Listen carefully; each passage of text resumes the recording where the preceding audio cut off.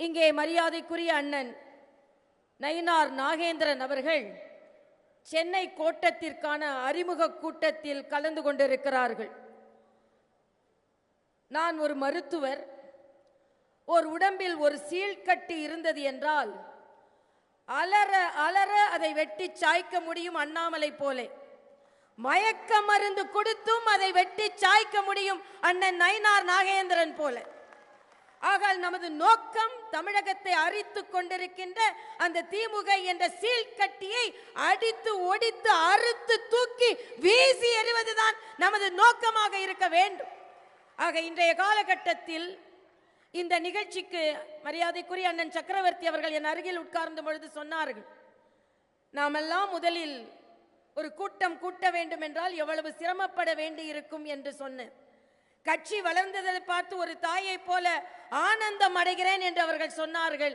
அதே போல 3 நாட்களில் இப்படிப்பட்ட ஒரு கூட்டத்தை கூட்ட முடியும் என்றால் நிச்சயம் 10 மாதத்திற்குள் திராவிட முன்னேற்ற கழக அரசை அப்புறப்படுத்தவும் இந்த கூட்டத்தினால் முடியும் என்பதை நான் இங்கே தெரிவித்துக் கொள்கிறேன். மரியாதைக்குரிய பாரத பிரதமர் அவர்கள் தமிழகத்திற்கு பெருமை சேர்க்கும் அளவிற்கு பாராளுமன்றத்தில், புதிய பாராளுமன்றத்தில் எந்த மாநிலத்திற்கும் கிடைக்காத பெருமையை தமிழகத்திற்கு தந்தார்கள். அதுதான் செங்கோல். தமிழகத்தின் செங்கோல் புதிய பாராளுமன்றத்தை அலங்கரித்தது. அதனால் மறுபடியும் பாரதிய ஜனதா கட்சி வெற்றி பெற்று மரியாதைக்குரிய நரேந்திர மோடி அவர்கள் பாராளுமன்றத்தை அலங்கரித்தார்கள். இங்கே நாம் வந்தவுடன் தம்பி அமர் பிரசாத் ரெட்டி போன்றவர்கள் எல்லாம் ஒரு செங்கோலை கொண்டு தந்தார்கள். நான் ஏற்கனவே முதல் கூட்டத்தில் சொன்னேன், எந்த செங்கோலை அப்புறப்படுத்த வேண்டும் என்று திமுக, காங்கிரஸ், கம்யூனிஸ்ட் கட்சியை சார்ந்த தமிழர்கள் என்று சொல்லிக் கொள்கின்ற வெட்கக்கேடானவர்கள் பாராளுமன்றத்தில் தமிழகத்தின் அடையாளமாக இருந்த செங்கோலை அப்புறப்படுத்தப்பட வேண்டும் என்று சொன்னார்கள். ஆனால் நாம் ஒரு சபதம் ஏற்போம். எப்படி இங்கே செங்கோல் அளிக்கப்பட்டதோ தமிழகத்தில் வெற்றி பெற்று சட்டமன்றத்தில் அமரும் பொழுது அதே செங்கோல் தமிழக சட்டமன்றத்தை அலங்கரிக்கும். மரியாதைக்குரிய பாரத பிரதமர் மோடி அதை வந்து நிறுவுவார். சுதந்திர போராட்டத்தின் போது நம் சுதந்திர போராட்ட வீரர்கள் இந்தியா எமதே என்று அறிவித்தார்கள். இன்று பிரகடனப்படுத்துகிறோம், தமிழகம் எங்களுடையது, தமிழகம் எங்களுக்கானது, தமிழகத்திற்கு நாங்கள் சொந்தம் கொண்டாடுவோம்.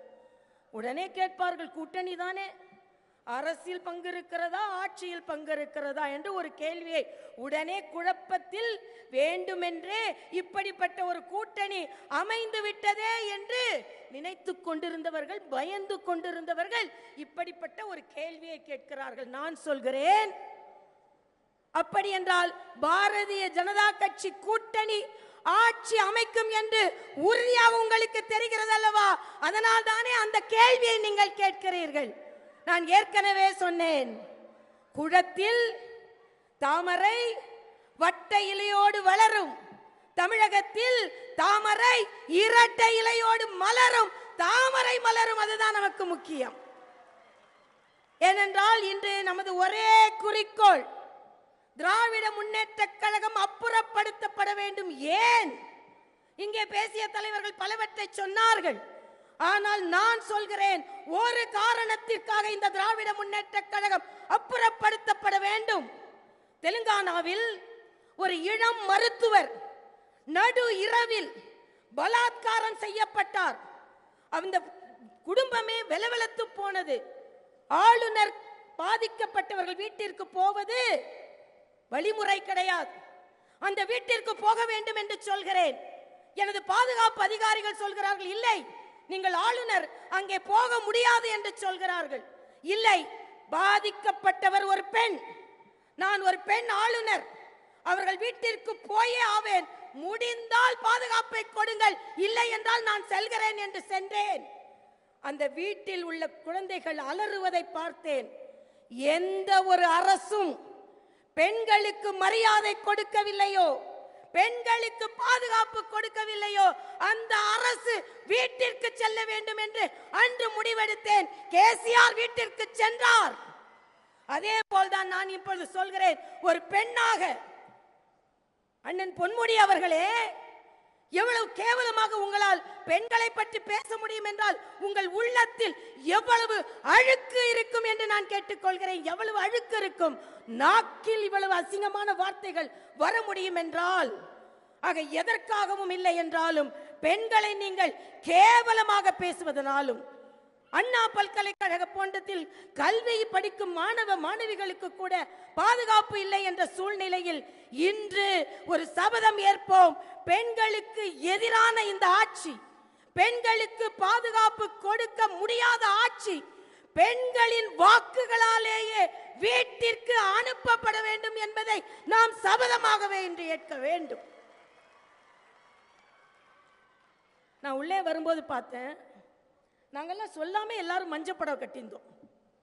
யாரும் சொல்லி வைத்துக் கொள்ளவில்லை. ஒன்றாக எல்லோரும் மஞ்சள் புடவை.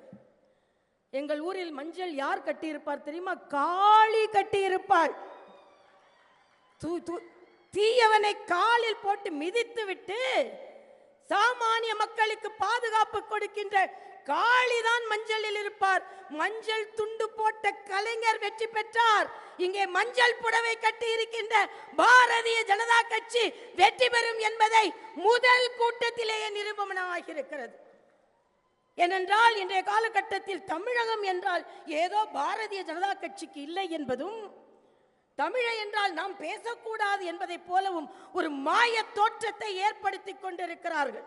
சுபாஷ் சந்திர போஸ் சுதந்திர போராட்டத்தின் போது இந்தியாவை நோக்கி வருகிறார். பர்மாக்காரர்கள், சைனாக்காரர்கள், மற்ற நாட்டை சார்ந்தவர்களும் கூட்டிக் கொண்டு வந்து கொண்டிருக்கிறார். எல்லை வருகிறது, நம் நாட்டின் எல்லை வருகிறது.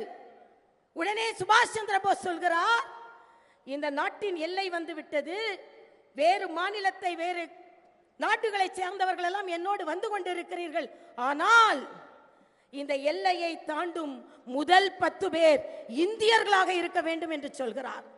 உடனே எல்லோரும் கேட்கிறார்கள், சுபாஷ் சந்திர போஸ் அவர்களே, உங்கள் நாட்டிற்கு சுதந்திரம் வாங்கி கொடுக்க வேண்டும் என்று உங்களோடு நாங்கள் வந்து கொண்டிருக்கிறோம், ஆனால் என்ன சுயலம் பாருங்கள், இந்த உங்கள் நாட்டு எல்லை வந்தவுடன் உள்ளே நுழையும் முதல் 10 பேர் இந்தியர்களாக இருக்க வேண்டும் என்று நீங்கள் சொல்கிறீர்களே என்று சொன்னபோது சுபாஷ் சந்திர போஸ் சொல்வார், இந்த நாட்டின் எல்லை வந்து விட்டது, என் தேசத்தின் எல்லை வந்து விட்டது, இங்கே உள்ளே நாங்கள் 10 பேர் நுழைவோம், வெள்ளையன் சும்மா இருக்க மாட்டான், சுடுவான், நெஞ்சில் குண்டுகள் பாயும், இந்த தேசத்தில் விழும் ரத்தம் முதல் ரத்தம் இந்திய ரத்தமாக இருக்க வேண்டும் என்று அதனால் தான் நான் சொல்கிறேன். அதே போல இந்த தமிழகத்தை காக்கும் இந்த தமிழர்கள், மேடையில் இருக்கும் அத்தனை தமிழர்கள், எதிரிலே இருக்கும் தமிழர்கள், தமிழச்சிகள், தமிழ்நாடு நமதே என்று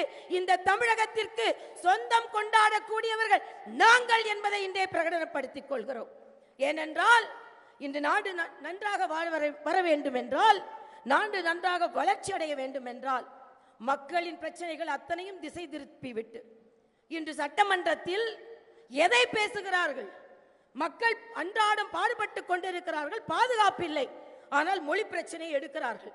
என்றோ மறக்கடிக்கப்பட்ட இன்று மாநில சுயாட்சி பிரச்சனை எடுக்கிறார்கள். நான் கேட்கிறேன், ஏறக்குறைய 14 ஆண்டுகள் மத்தியில் ஆட்சியில் இருந்தீர்களே ஸ்டாலின் அவர்களே, அப்பொழுது மாநில சுயாட்சி உங்கள் கண்ணுக்கு தெரியவில்லையா? கல்வியை மாநில பட்டியலுக்கு கொண்டு வர வேண்டும் என்று உங்கள் கண்ணுக்கு தெரியவில்லையா? ஆக உங்களுக்கு கண்ணுக்கு நீங்கள் ஆட்சி செய்யும் பொழுது எதுவுமே தெரியாது, ஆனால் பாஜக ஆட்சி செய்யும் பொழுது எல்லாம் உங்கள் கண்ணுக்கு தெரியும். அண்ணன் கராத்தே தியாகராஜன் சொல்லும் பொழுது சொன்னார், நம்ம ரோட்டில் கொடி கட்ட முடியவில்லை என்று சொன்னார். ரோட்டில் கொடி கட்ட முடியவில்லை என்றாலும் பரவாயில்லை, 10-11 மாதங்கள் கழித்து கோட்டையில் நம் கொடியை ஏற்ற போகிறோம், அதற்காகத்தான் அவர்கள் பயப்படுகிறார்கள். பாவிகள் இந்த தமிழகத்தை ஆளும் போது காவிகள் தமிழகத்தை ஆளக்கூடாதா? நிச்சயம் காவிகள் தமிழகத்தை ஆள முடியும். அதனால் இன்றைய காலகட்டத்தில் கூட்டணி அமைந்திருக்கிறது. மரியாதைக்குரிய அமித்ஷா அவர்கள் வலுவான கூட்டணி அமைத்து தந்துவிட்டு சென்றிருக்கிறார்கள். மரியாதைக்குரிய பாரத பிரதமர் அவர்களின் ஆசிகள் நமக்கு இருக்கிறது. இதை எப்படியாவது குலைத்து விட வேண்டும் என்று நினைப்பார்கள். நான் கேட்கிறேன், திராவிட முன்னேற்ற கழக கூட்டணியில் அண்ணன் செல்வ பெருந்தகை துணை முதலமைச்சர் என்று போஸ்டர் ஒட்டினால் உடனே நடவடிக்கை எடுக்கிறார்கள். அண்ணன் திருமாவளவன் எங்களால் கொடியேற்ற முடியவில்லை என்று சொல்கிறார்கள். அவர்கள் கூட்டணியில் குழப்பம் இல்லையாம். அண்ணன் வேல்முருகன் இந்த கூட்டணி எங்களால் ஒன்றும் செய்ய முடியவில்லை என்று சொல்கிறார்கள். அவர்கள் மீது குழப்பமே இல்லையாம். அதே மாதிரி கம்யூனிஸ்டுகள் சாம்சங் தொழிற்சாலையில் குழப்பம் நீடிக்கிறது என்று சொல்கிறார்கள். அப்படி என்றால் அவர்கள் கூட்டணியில் குழப்பமே இல்லையாம். ஆக தினம் அவர்கள் கூட்டணியில் ஒரு குழப்பம். ஆனால் இந்த அடிப்படையில் மக்கள் நலனுக்காக ஒரு கூட்டணி அமைத்தால் அதை சிதைப்பதற்காக என்னென்னவோ செய்வார்கள். ஆனால் நான் சொல்கிறேன், ஏற்கனவே நான் சொல்கிறேன், சொன்னதை போல தமிழகத்தில் தாமரை மலர்ந்தே தீரும் என்பதுதான் நமது தாரக மந்திரம்.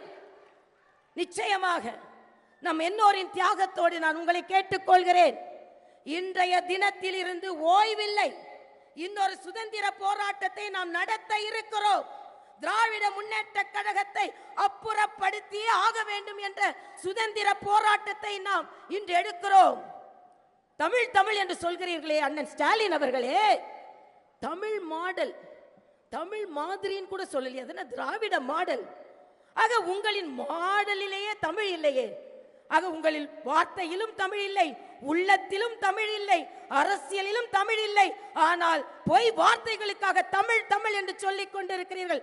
உண்மையிலேயே தமிழை பாதுகாப்பதற்கு வந்திருக்கும் கூட்டம் இந்த கூட்டம் என்று சொல்லி வருங்காலம் தமிழகம் நமதே, தாமரைக்கே என்று சொல்லி சூரியன் உதிக்கிறதோ இல்லையோ,